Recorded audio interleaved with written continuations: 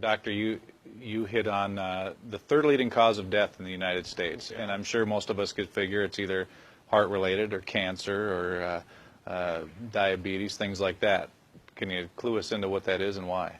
Yeah, okay, and thank you for asking that, because this is the 10,000-pound gorilla in the room that nobody's talking about. The third leading cause of death, as published in the Journal of the American Medical Association, is MD-directed treatments. This means you go to a medical doctor, an MD. He gives you a treatment and you die from it. According to the United States Department of Health and Human Services, 15,000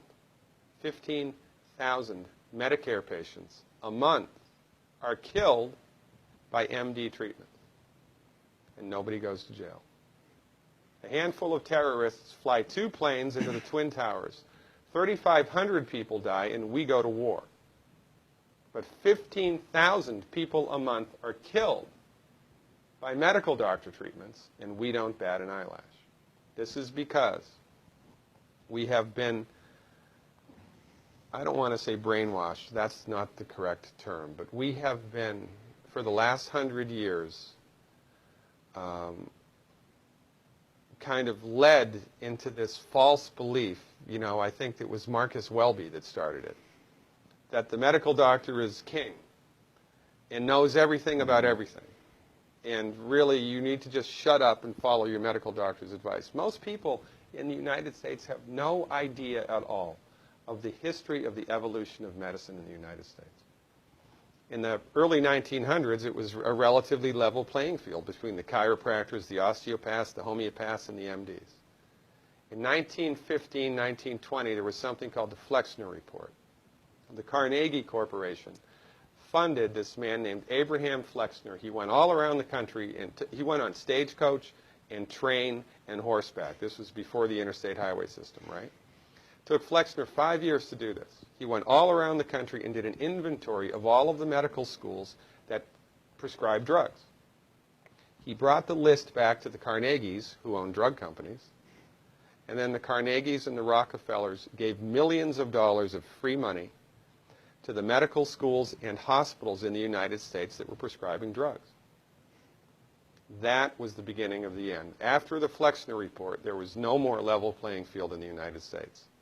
And the MDs started a juggernaut that's taken off. Most people in the United States think that the predominant medicine here, MD-directed pharmaceutical medicine, we think that those guys are top dog because their therapeutics are better than the homeopaths or the naturopaths or the chiropractors. It's not.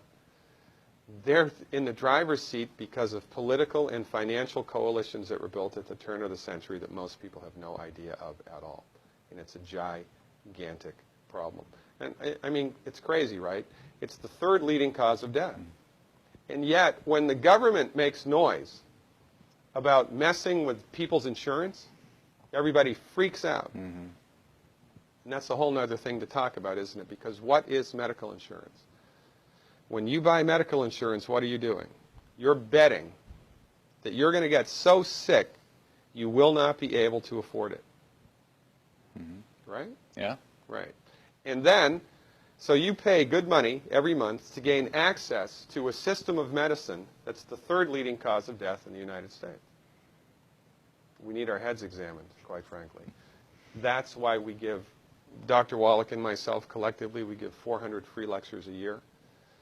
And we're building a grassroots network because people don't know this.